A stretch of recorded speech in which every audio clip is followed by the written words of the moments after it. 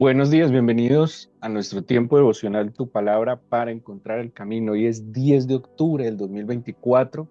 Vamos a continuar con la lectura de la Biblia con el libro de Isaías, capítulos 65 y 66, y la carta de San Pablo a los Colosenses, capítulo 2.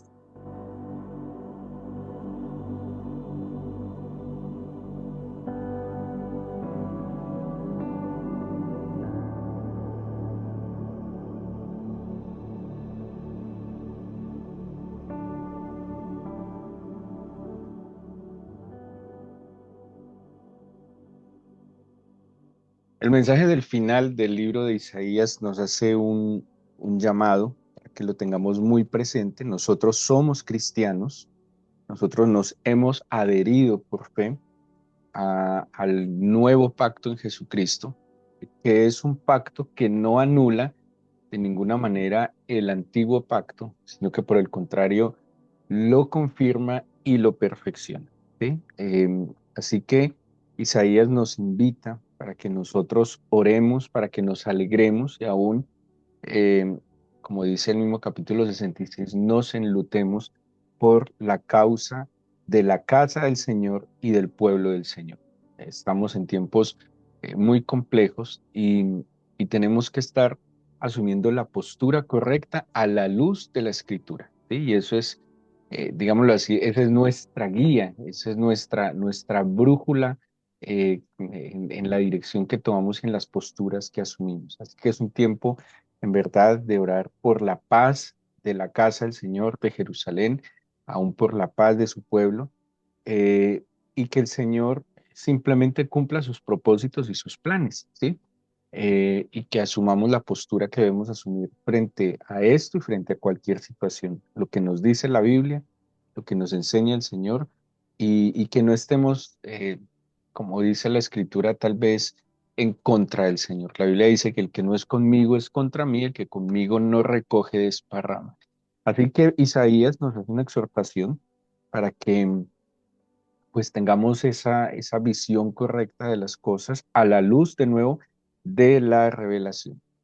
El hombre, el hombre siempre está asumiendo posturas convenientes, siempre está asumiendo la moralidad, digámoslo de esta manera, del hombre fluctúa, ¿sí? No es una moralidad constante, permanente, sino que también es conveniente. En cambio, los principios que el Señor ha establecido tienen un sentido y pues que nosotros estemos de nuevo en el lugar adecuado respecto al principio bíblico.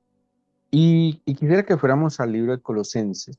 Acordémonos que seguramente Pablo, y en el capítulo 2 lo vamos a ver, no es el fundador directamente de la iglesia de Colosas, tal vez ni siquiera había ido, él lo deja ver en el mismo capítulo 2, porque dice el capítulo 2 en el inicio: quiero que sepáis cuán grande lucha sostengo por vosotros y por todos los que están en la Odisea y por todos los que nunca han visto mi rostro. ¿Sí? Ese es un indicador de que Pablo presencialmente no estuvo en Colosas, por lo menos hasta el momento de la escritura de la carta, y que lo más seguro es que él ministró a través de otros. ¿Sí? Como centro de operaciones estaba Éfeso, y desde Éfeso envió seguramente una especie de misioneros a que establecieran estas iglesias en estas ciudades como Colosas o la Odisea o Hierapolis, que también se las mencioné el día de ayer.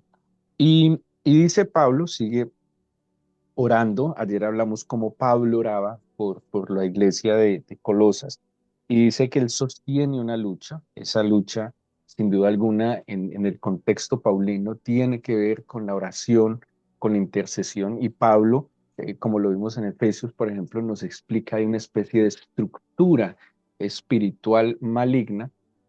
Por eso dice: nuestra lucha no es contra carne ni sangre, sino contra toda esta estructura espiritual que tenemos que saber luchar. Pablo incluso le dice a los efesios que hay una armadura y unas herramientas, unas armas poderosas en Cristo para poder resistir en el día malo, para no sucumbir en esta lucha, para no perder las batallas. Todos los días estamos enfrentando batallas, batallas de fe, eligiendo Todos los días tenemos delante de nosotros elecciones que tomar. Y pues Pablo nos da como unas herramientas de cómo blindarnos para, en medio del camino y en medio de la toma de estas decisiones, pues salgamos victoriosos en el Señor.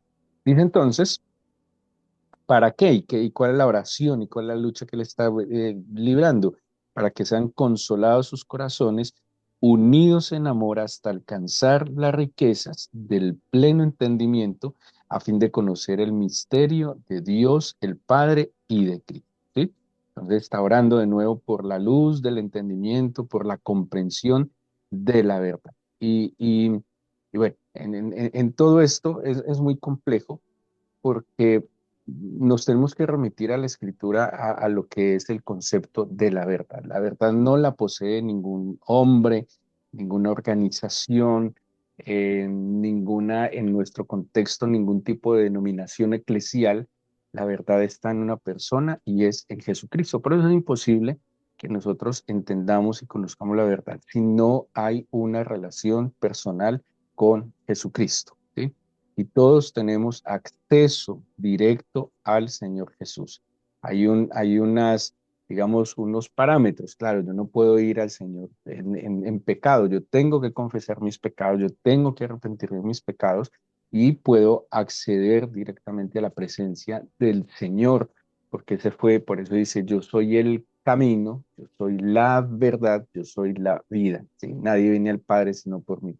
En esa verdad seréis libres. Por eso la verdad, el conocimiento de la verdad no es simplemente una doctrina. El conocimiento de la verdad es el conocimiento personal del Señor Jesucristo a través de su Espíritu, ¿sí? A través de su Espíritu y a través de su palabra. Pero es esa combinación, ese, digámoslo de manera equilibrada, el conocimiento, el acceso a través de la oración al Señor, pero también a través de la palabra, a través de la escritura. ¿Sí? Pablo entonces dice, yo estoy librando esta lucha para que ustedes entiendan. No sé, me imagino un padre que necesita hacer comprender a su hijo alguna situación que a veces los muchachos no logran entender por su inmadurez, por lo que sea, y como ese afán del padre que su hijo entienda una verdad. Eso es lo que Pablo también está planteándole a los colosenses. Estoy librando una lucha para que vuestro entendimiento sea abierto, para que comprendan cabalmente al Señor. Y el versículo 6 y 7 les hace una exhortación. Estamos en el capítulo 2 de Colosenses. Espero que me estén acompañando con sus Biblias abiertas. Dice, por tanto, de la manera que habéis recibido al Señor Jesucristo, andad en él. ¿Sí? ¿Cómo recibimos nosotros al Señor Jesús? ¿Cómo lo recibieron la iglesia de Colosas? Por fe. En el momento en que el Evangelio llega a estos lugares, el Señor ya había ascendido a los cielos, el Señor físicamente no estaba en medio de ellos, así que la manera como nosotros recibimos al Señor Jesucristo fue por fe. ¿Sí? En nosotros no solo creímos una historia, de hecho tal vez muchos ni entendíamos ni conocíamos cabalmente la historia, como dice Lucas, los hechos que entre nosotros fueron ciertísimos, pero tuvimos un encuentro personal con el Jesucristo resucitado, no simplemente con aquel personaje histórico, sino con aquel que resucitó entre los muertos, que está a la diestra del Padre, en esa señal de que él salió victorioso. ¿Cómo lo recibimos? Por fe. El libro de Hebreos nos exhorta mucho a caminar por fe y no por vista. El capítulo 10 incluso de Hebreos dice que no hay manera de seguir hacia adelante si no es por fe. Y la fe se fundamenta en lo que oímos, no en lo que vemos. ¿Eh? El sentido agudo, el sentido más bien principal de la fe es el oído. ¿Oír qué? La palabra del Señor. De hecho, Romanos 10, creo que en el versículo 14 o 17 dice, la fe es por el oír la palabra del Señor. Yo oigo, creo, y esa convicción, esa certeza que me da también el Señor es la que me ayuda a ver el cumplimiento de esas palabras. ¿Cómo recibimos a Jesucristo?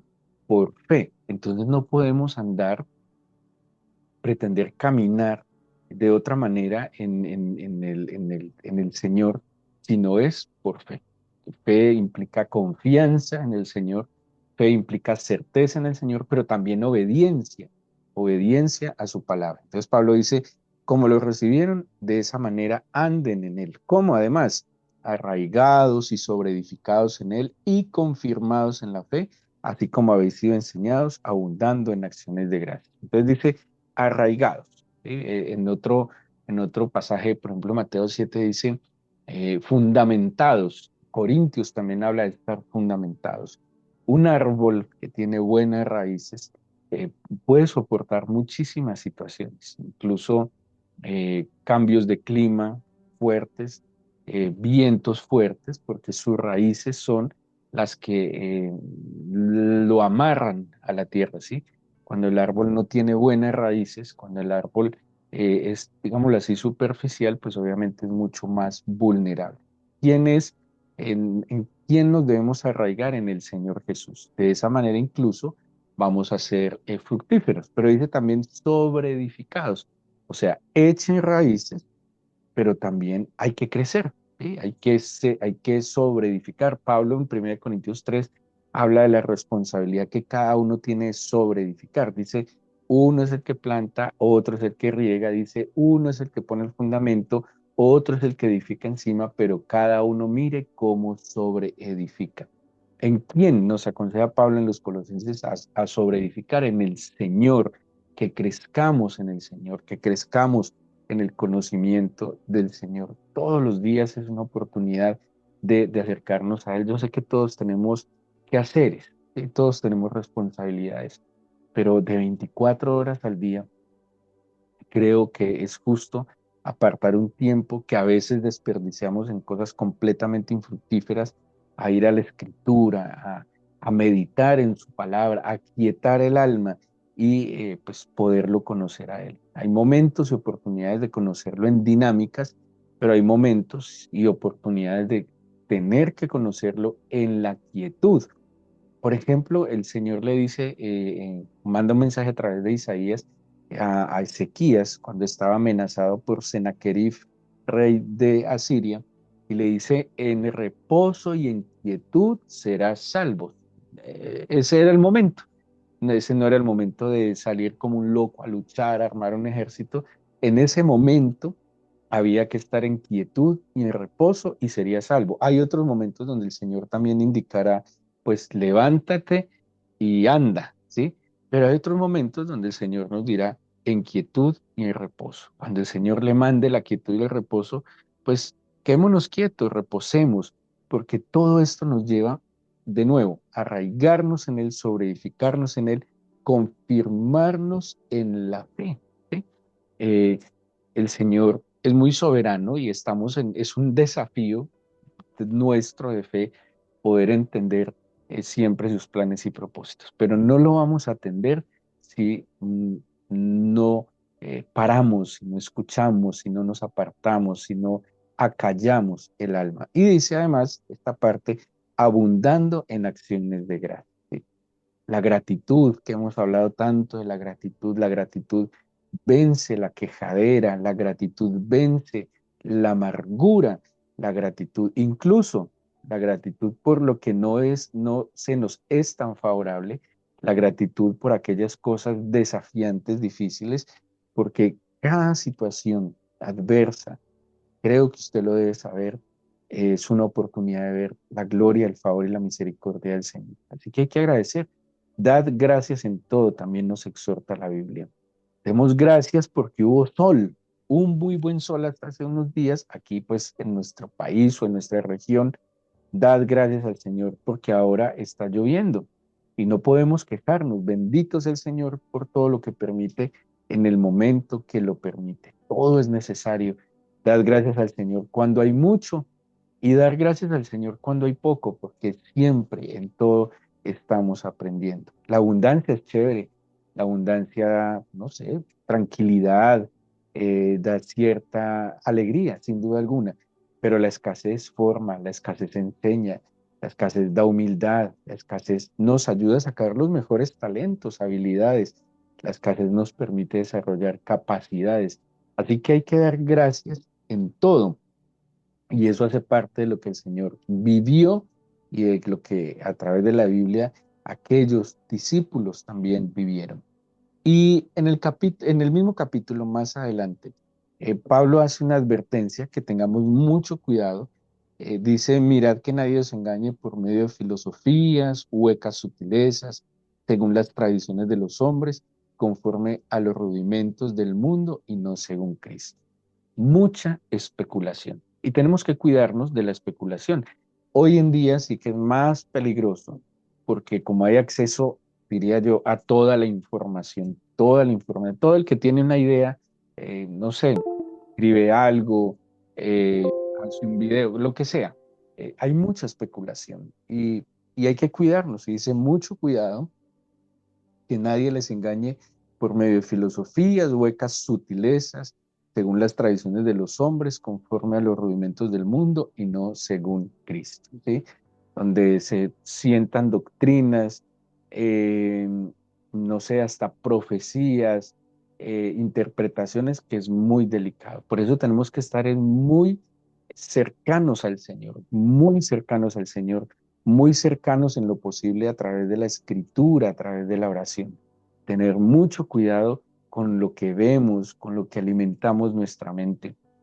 Habrá cosas muy interesantes, sin duda alguna, pero pues como dice la misma Biblia, examínelo todo, retenga lo bueno, tenga mucho cuidado, guárdese, porque miren, entender un principio, entender un misterio del Señor es, digamos, es un milagro. ¿Sí? Hay que cuidar lo que el Señor hace en nosotros y no podemos opacar esas buenas cosas que el Señor atrae a nuestra mente por mentiras, engaños y por basura, sencillamente muchísima basura. La Biblia hay cosas muy claras, muy concretas en las cuales tenemos que cuidarnos. ¿Sí? Por ejemplo, en la expectativa de la venida del Señor, espero, creo que todo cristiano anhela que el Señor vuelva, claro que sí, pero mientras Él vuelve, mire qué dice la Biblia que debemos hacer.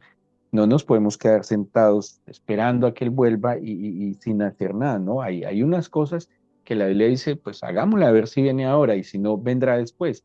Pero yo no puedo, Pablo, por ejemplo, a los tesalonicenses les advertía, venga, ustedes están pensando en que el Señor vuelve, pero están dejando de cumplir sus deberes. Se volvieron improductivos, no ayudan en la casa, o sea, ojo, ¿sí? Y en eso a veces se nos va mucho la cabeza, en pensar lo que no debemos cuando no debemos. Más bien, Pablo nos lleva a que entendamos, esto habla en el capítulo 1, lo que es la vida en la plenitud, lo que es la vida en Cristo. Y dice el versículo 20 en adelante, perdón, en el capítulo, versículo 9 en adelante, dice, porque en él habita en Cristo corporalmente la plenitud de la deidad y vosotros estáis completos en él, que es la cabeza de todo principado y potestad. Y dice el 11, en él también fuisteis circuncidados con circuncisión no hecha a mano, al echar de vosotros el cuerpo pecaminoso.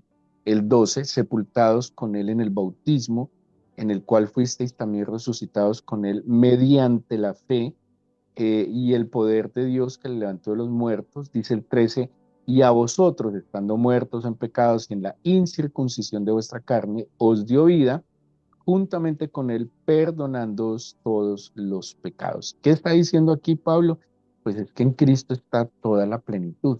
Todo lo que es el Señor lo puso en Cristo. Solo nos lo dice en Filipenses, algo nos lo dijo en Efesios, algo nos está diciendo en esta carta a los Colosenses. En el Señor está toda la plenitud. Y dice que Él nos ha concedido a nosotros la circuncisión en el sentido de que de la purificación, pero también la identificación. Algo así como lo que en el Antiguo Testamento era la circuncisión, en el Nuevo Testamento iba a ser el bautismo, una identificación. Yo me fundo, pero no con el Cristo histórico, no con el Jesús que murió, sino con el Cristo que ha resucitado. Y es lo que él dice, en él fuimos sepultados en el bautismo, en el cual fuisteis también resucitados con Él mediante la fe en el poder de Dios que le levantó de los muertos. Entonces, aquí va a plantear tres cosas que nos exhorta a hacer y cómo vivir en Cristo resucitado, ¿sí? No en el Cristo vencido que tradicionalmente nos enseñaron a ver que estaba clavado en una cruz, vencido, sino en el Cristo victorioso, del cual pues no ha habido una iconografía a través de la historia como lo ha habido de la crucifixión, sino ha habido una representación del Cristo victorioso, sino simplemente vencido. Esa es la imagen, la última imagen que el mundo tuvo del Señor fue en la cruz vencido. ¿Quiénes vieron al Señor Jesús resucitado? Pues los discípulos. Pablo menciona 500 personas que el Señor Jesús resucitado se les presentó. Ahora, en esa identidad, en esa, eh, digamos que somos fundidos en la naturaleza espiritual en el Señor, dice, hay tres cosas, aquí las plantea, que debemos hacer y cómo debemos vivir. Primero, en el versículo eh, 3, perdón, capítulo 3, versículo 1, vamos a tomar 5 versículos del capítulo 3. Si habéis resucitado con Cristo, o sea, si entendemos, nos identificamos en Cristo resucitado, buscad las cosas de arriba donde está Cristo, sentado a la diestra. Luego en el 2, poned la mira en las cosas de arriba, no en las de la tierra. Y luego en el versículo 5 dice, haced morir pues lo terrenal en vosotros, y va a hacer un listado de algunas conductas, digámoslo así, que son terrenales. Tres cosas. Buscad las cosas de arriba, poner la mira en las cosas de arriba y hacer morir lo terrenal. El hecho de buscar las cosas de arriba no quiere decir que, no sé, nos vayamos a vivir a una montaña y nos volvamos ermitaños y nos aislemos de todo el mundo, sino que mi prioridad, que mi meta, mis propósitos, buscar las cosas que están en el Señor. ¿Qué es las cosas de arriba? Digámoslo simbólicamente, no sé si usted le ha pasado, cuando piensa en el Señor, cuando piensa en orar, hay como una inclinación automática de levantar la mirada, como de mirar hacia el cielo, ¿sí? Bueno, hay otros momentos donde inclinamos la cabeza como en símbolo de adoración, de rendición ante el Señor, pero si instintivamente nos preguntáramos dónde está Dios, automáticamente nuestra cabeza se levantaría, nuestra mirada se levantaría, porque creemos que el Señor está por encima de, que tiene la soberanía y la autoridad. Es la manera de que está, es más grande que nosotros. Miramos hacia el firmamento.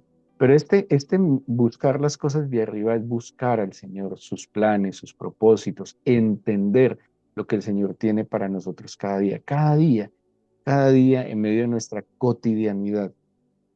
Estamos llamados a buscar las cosas de arriba, ¿sí? En nuestra interacción con el prójimo, con el mundo, a buscar las cosas de arriba, en poner la mirada en las cosas de arriba. ¿En qué nos enfocamos? Esto también es un tema de enfoque. ¿En qué nos enfocamos? ¿Sí? A veces nos enfocamos demasiado en lo que no hay, en lo que falta, en la situación, en la circunstancia, en, en la dificultad, en el desafío, pero ¿por qué no ponemos la mirada en el Señor? Si viéramos, si lográramos ver a través de los ojos del Señor, no solo miraríamos con más optimismo, porque no se trata de un simple optimismo, sino que veríamos las cosas como son, en toda circunstancia que para nosotros puede ser turbia, no clara, el Señor tiene claridad. Eh, es como en estos días nublados que no hay muy buena visibilidad, que no vemos, no sé, más allá de 5 o 10 metros, pues cuando yo logro mirar a través de los ojos del Señor, seguro que Él ve más allá y Él ve más allá de las situaciones que estamos viviendo para su gloria. Cuando nos enfocamos mucho en las cosas terrenales, clavamos la mirada y no vemos más allá, no vemos más allá, no vemos los propósitos, no vemos las circunstancias y podemos caer en torpezas incluso. Y dice, hagan morir lo terrenal. Claro, de acuerdo a lo que yo me enfoque, pues obviamente también en eso, digámoslo así, inclinaré mi corazón, pero también llevaré mis fuerzas a aquello que yo me he enfocado. pensemos más en el Señor, pensemos más en su obra, pensemos más en que somos salvos, hemos sido perdonados, pensemos en que cada día es una oportunidad de vida, hoy es una nueva oportunidad, hoy tenemos el privilegio de haber sido guardados durante la noche, tuvimos abrigo, tuvimos techo, hoy nuestro espíritu sigue dentro de nosotros, tenemos vida y no podemos desperdiciar este tesoro tan maravilloso quejándonos, discutiendo, reclamando, sino más bien arraigados en Él, eh, sobreedificados en Él, confirmados en la fe, en la confianza en el Señor. Abundemos hoy en acciones de gracias, busquemos las cosas de arriba, pongamos la mirada en las cosas de arriba. Hay cosas que debemos enfrentar, claro, pero pidámosle al Señor que nos deje hacerlo de su mano, que nos deje hacerlo en sociedad con Él, que Él sea quien decida, que Él sea el que actúe, que Él que nos dé su presencia. Oremos en este día en que seguramente muchas personas pasaron una noche difícil en Estados Unidos, que hemos estado orando en medio de un huracán y tantas situaciones que pasan en el mundo, Señor, y nosotros estamos muy bien. Eh, Muchas gracias, de verdad. Agradezcámosle al Señor la vida, la salud, el abrigo, cosas que estamos a veces tan acostumbrados a ellas que ya no nos sorprende. ¿Sí? A veces ya no nos sorprende el buen alimento que tenemos día a día, pero es un acto de la bondad del Señor, porque ¿qué sería de nosotros si nos faltara el alimento? ¿Cómo estaríamos si no tuviéramos abrigo, si no tuviéramos un techo firme? ¿Qué sería de nosotros si estuviésemos solos en este mundo? Y a veces nos acostumbramos, Señor, tanto al bien que no lo reconocemos y no lo agradecemos. Pero hoy, Señor, queremos valorar la obra que haces en nosotros. Has sido bueno, sin duda alguna. Nos has guardado, Señor, de tantas situaciones que se viven en este mundo y por eso te agradecemos. Y aún si tenemos hoy dificultades, te bendecimos, porque estas dificultades siguen siendo una oportunidad para ver tu gloria. Dígale, Señor, bendíceme, bendíceme con tu presencia. Abre mi entendimiento, abre mis sentidos y que yo pueda poner en todo, Señor, mi confianza, mi corazón, mi mirada en ti, Señor. Dame tu bendición para este día, dame tu dirección para este día, Señor. Cuida, el guarda aún de mis palabras, que mis palabras no me hagan eh, fallar. Dame prudencia al hablar, pero también sabiduría al decidir. Yo te pido que nos acompañes a través de tu espíritu, que guardes a aquellos que hoy están en peligro, ten misericordia, Señor, de aquellos que están perdidos, que aparezcan aquellas personas que están buscando, niños, Señor, jovencitos que están perdidos, adultos mayores, por favor, tráelos de nuevo a casa, Señor, aquellos que están privados de su libertad, que no hicieron nada malo, Señor, que los secuestraron o los tienen en cautiverio, rompe sus cadenas, Señor, y tráelos a libertad, por favor, Señor, ten misericordia, el que está cautivo en las drogas o adicciones, ten misericordia, el que está cautivo en su depresión o ansiedad, y que estas personas puedan levantar su mirada a ti y hallar en ti, Señor, salvación. Bendícenos en este día, Señor, te lo pido en el nombre de Jesús. Amén.